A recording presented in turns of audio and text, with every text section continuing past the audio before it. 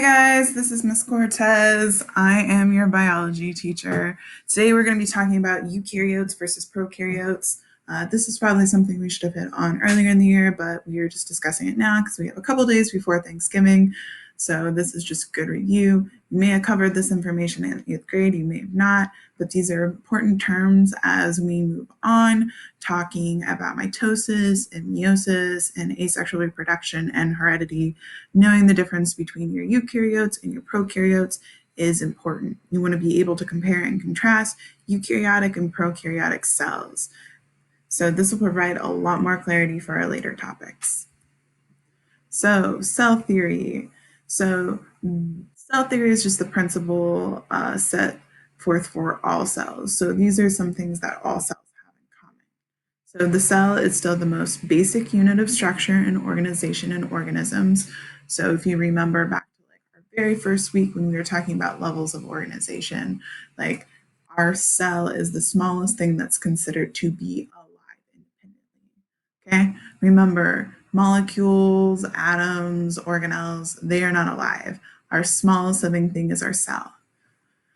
Our second thing is that all living organisms are composed of one or more cells. Our single-celled organisms are called our unicellular organisms, and our multicellular organisms are more cells, so they're multicellular. Okay? And then the last one is cells rise from pre-existing cells. So cells do not pop into existence, they come from other cells. Okay? So we will talk about that. If you are going through the notes on your own, you can click this video right here to get a little more information about that.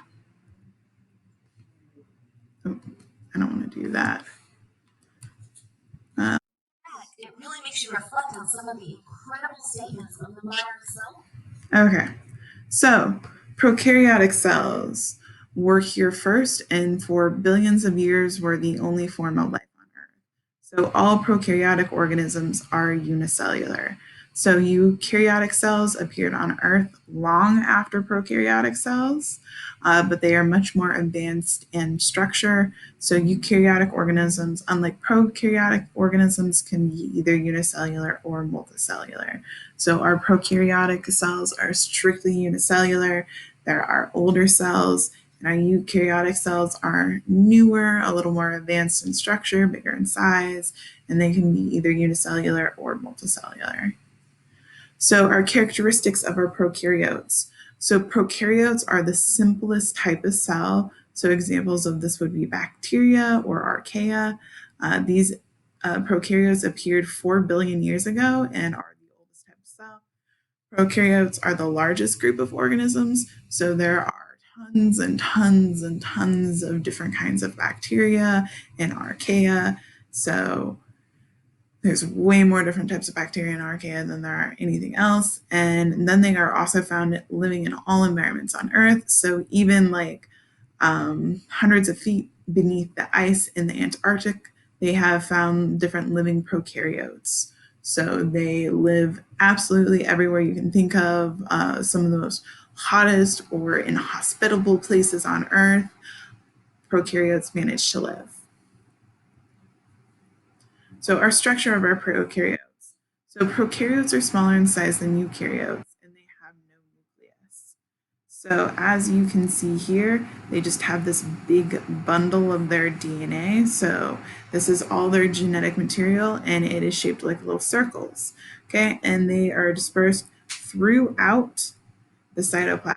So if you guys need to remember that term, cytoplasm, that is the intercellular fluid. So it's just like the liquid plasma inside of the cell.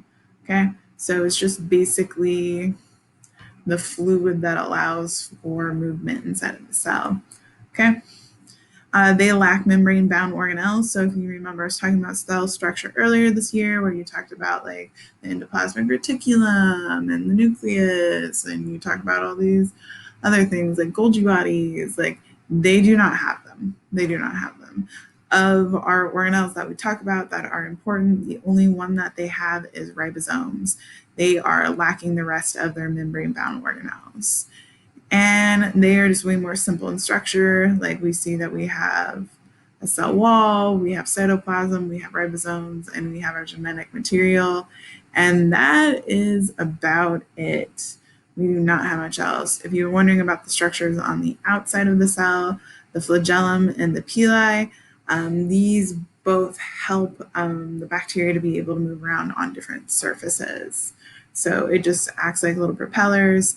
These like move it along, and then this guy whips out and really gets to moving.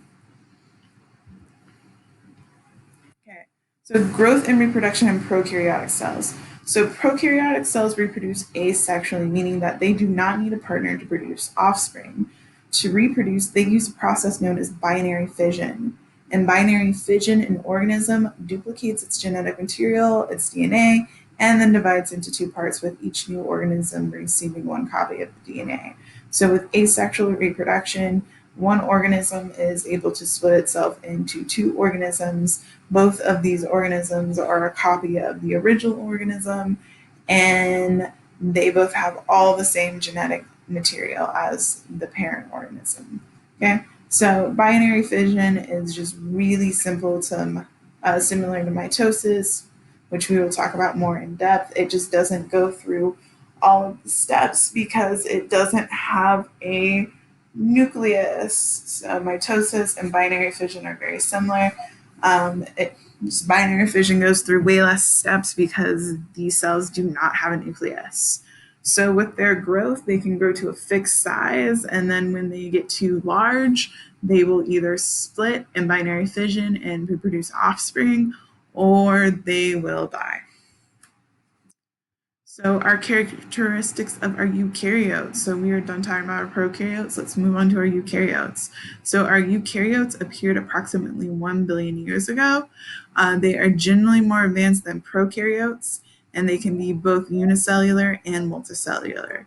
So examples of this are our animals, our plants, our fungi, and our protists. Okay, so we have a lot of different things that are eukaryotes. We are eukaryotes. Okay, so the structures of our eukaryotes, as you can see, are way more complex in structure than that of our prokaryotes. We have all these different membrane-bound organelles that act like the organs of the cell and help these be larger. Eukaryotic cells are way larger, about like anywhere from 5 to 25 times larger than a prokaryotic cell, depending on what the eukaryotic cell belongs to. They contain a membrane-bound nucleus. The nucleus is super important. It protects our DNA from a lot of mutations. So mutations don't happen as quickly for eukaryotes as they do for prokaryotes. That's why we can talk about bacteria maybe mutating in a generation, whereas it could take multiple generations to see mutations within eukaryotic organisms. DNA is only found inside of our nucleus. You do not find DNA outside of the nucleus at all in a eukaryotic organism, and it contains advanced membrane-bound organelles, like I already discussed. And it still has ribosomes, super important because that is where we are doing our translation, where we are making proteins. Okay, so growth and reproduction in eukaryotic cells. So for the unicellular organisms that are eukaryotic, they use mitosis to reproduce asexually without a partner. So mitosis, DNA is replicated along with organelles to produce two identical daughter cells. The cell will grow in size until it's large enough to go through mitosis, or as I said before, it dies. If cells get way too big, they're not able to transport the nutrients that they need to the correct spots of the cell. So eventually, if they grow large enough and they don't go through mitosis, they die because they stop being able to do the bodily functions that they need to. Their organelles become overtaxed. Okay, so our multicellular organism. These cells both increase in size and in number for growth. So multicellular organisms, you don't use mitosis to reproduce for the most part. Mitosis is used mainly to increase the number of body cells. So we not only do our cells increase in size, but they also increase in number for growth.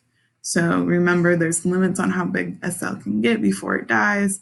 So how we grow over time is that we gain more and more and more cells. Okay, so with multicellular organisms, the majority reproduce asexually.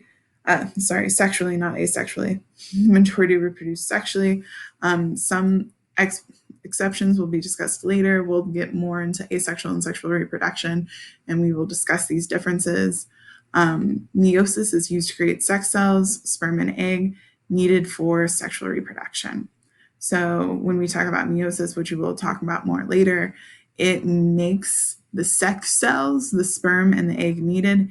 It is not the act of sexual reproduction itself.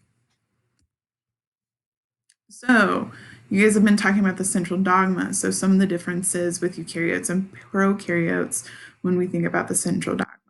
So replication, as we've been mainly talking about the version of how it takes place in eukaryotes.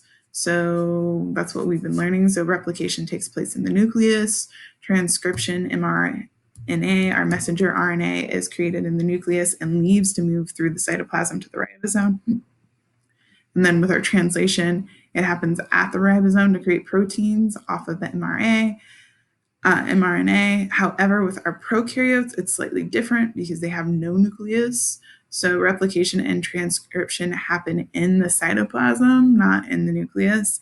And since transcription occurs in the cytoplasm, translation can take place at the same time that transcription is taking place. So transcription and translation can take place at the same time. Since the DNA and mRNA are just floating out in the cytoplasm, they can join with the ribosome and they are able to happen at the same time, our transcription and our translation. So it's like boom, crazy. Okay, extra resources. So we have a video here of prokaryotic versus eukaryotic cells.